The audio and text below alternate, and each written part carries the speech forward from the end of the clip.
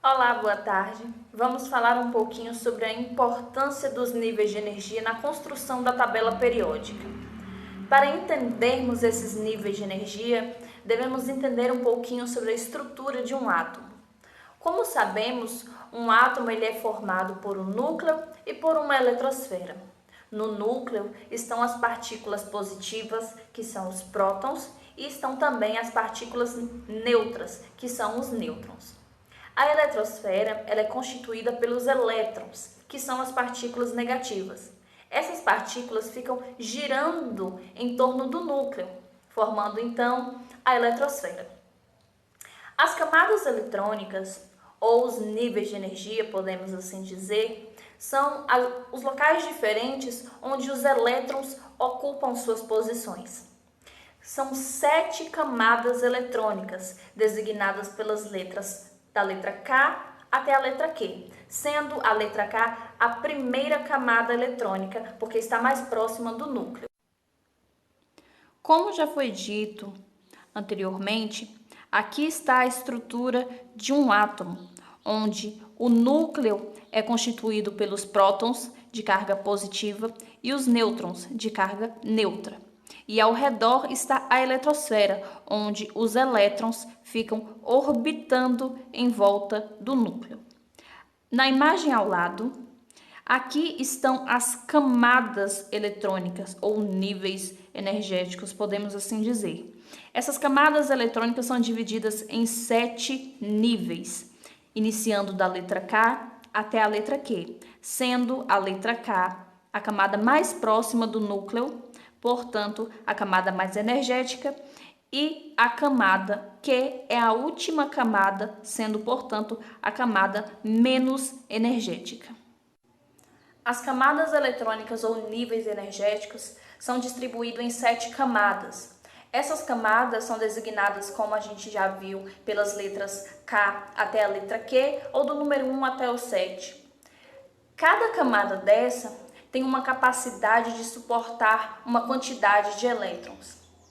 A letra K suporta apenas 2 elétrons, a L 8 elétrons, a M 18 elétrons, N 32, O 32 elétrons, P 18 e a letra Q 8 elétrons. Então, essa é a distribuição dos níveis de energia e na distribuição de suas respectivas camadas, da letra K até a letra Q ou do número 1 até o número 7.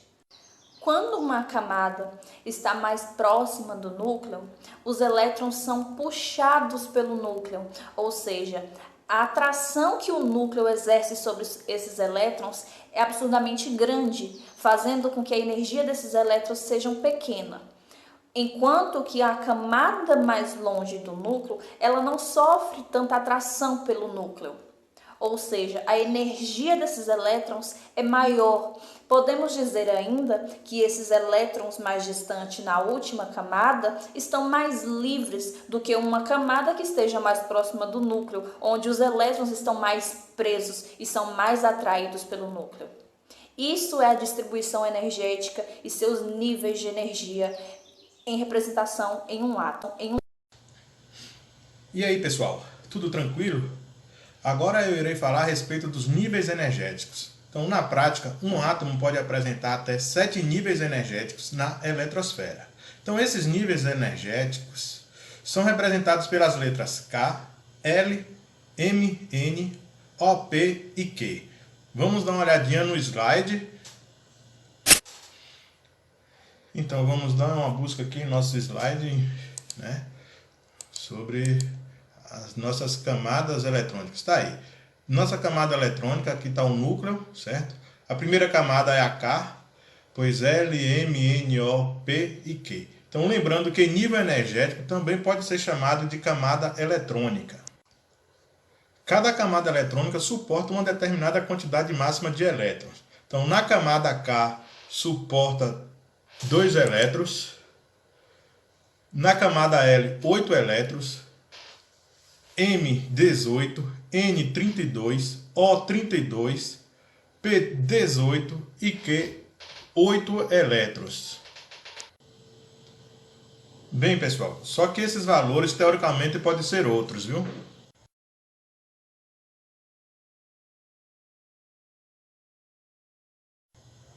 Vamos pegar a camada Q para sabermos qual a quantidade máxima de elétrons que ela é capaz de suportar, pelo menos na teoria, certo? Então, para isso, nós vamos utilizar uma fórmula bem simples. 2n ao quadrado. N indica o número de nível energético elevado ao quadrado. Então, é só contar as camadas que você saberá qual é o número que ela representa. Então, a camada Q representa 1, 2, 3, 4, 5, 6, 7. Então, a camada Q representa o número 7. Então, pronto, vamos lá. Vamos lá nos cálculos, certo? Então, 2 vezes 7 ao quadrado, que é igual. Então, 2 vezes 7 vezes 7, 7 ao quadrado. Então, 2 vezes 49, que é igual a 48, 98. Então, a camada Q, ela suporta até 98 elétrons, né? Isso na teoria. Mas na prática ela só suporta 8 elétrons. O nível é mais energético quanto maior for sua distância do núcleo.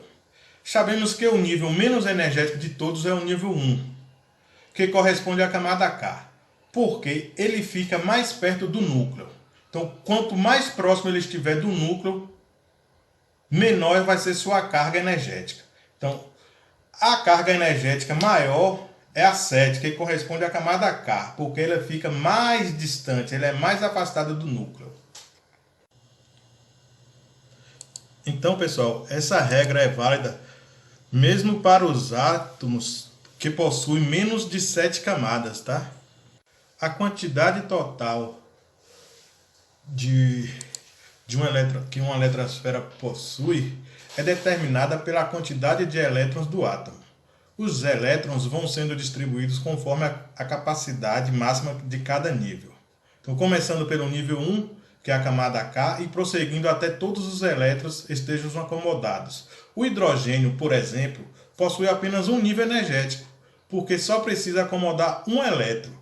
Já o urânio, por sua vez, possui 7 níveis para comportar seus 92 elétrons.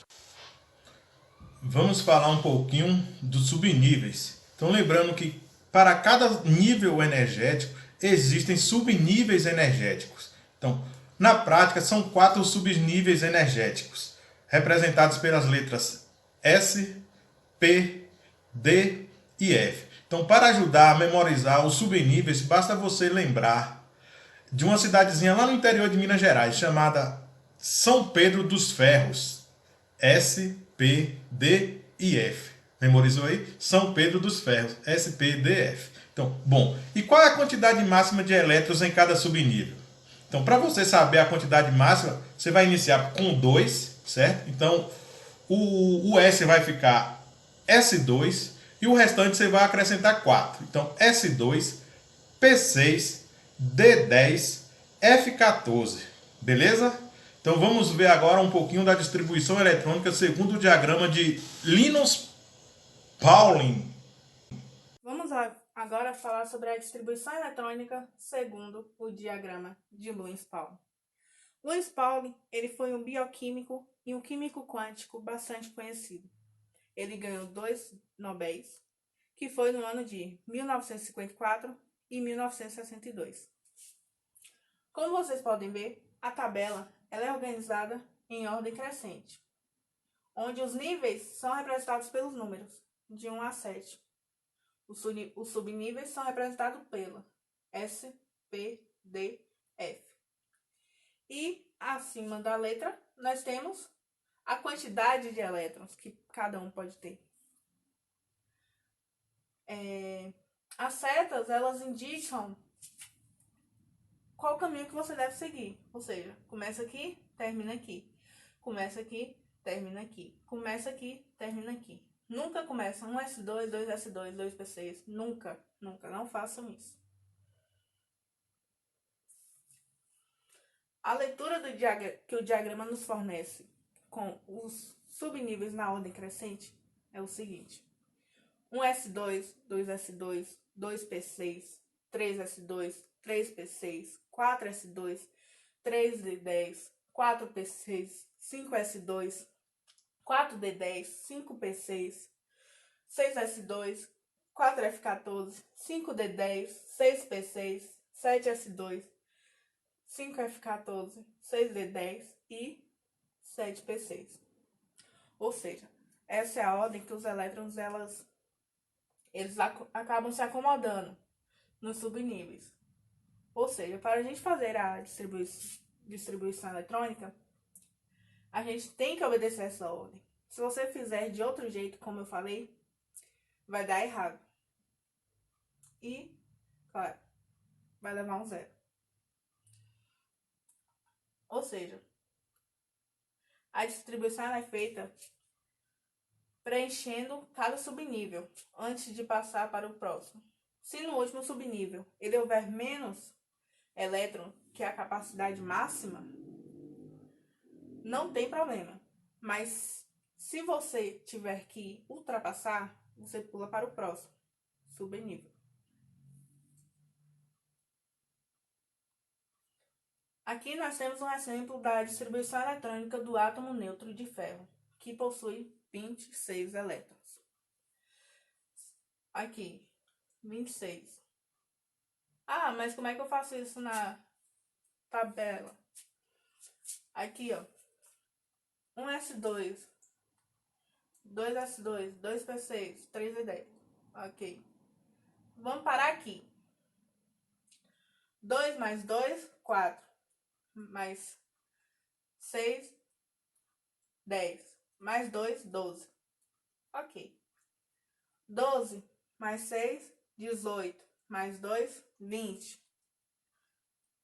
Ok, nossa pergunta lá são 26 elétrons. Se aqui a gente tem 20 e a gente pula para cá. Aqui tem 10.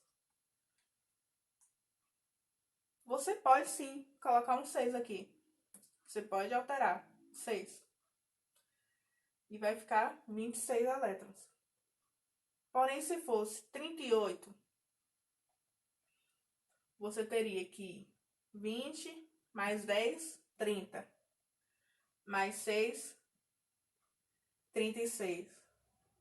Mais 5s2, 38.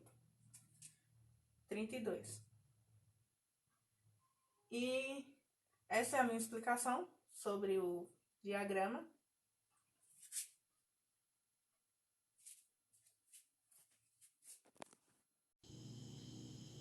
E aí, pessoal, tudo bem? Agora nós vamos falar um pouco a respeito da tabela periódica, ok? Então veja bem, você já chegou a colecionar algo? Então quando essa coleção vai aumentando, surge a necessidade de arrumar, né? Então os químicos ao longo dos tempos foram descobrindo cada vez mais elementos. Daí a necessidade de organizá-los. Veja só, no século XVII eram conhecidos apenas 14 elementos químicos. Esses elementos foram sendo conhecidos no decorrer dos tempos.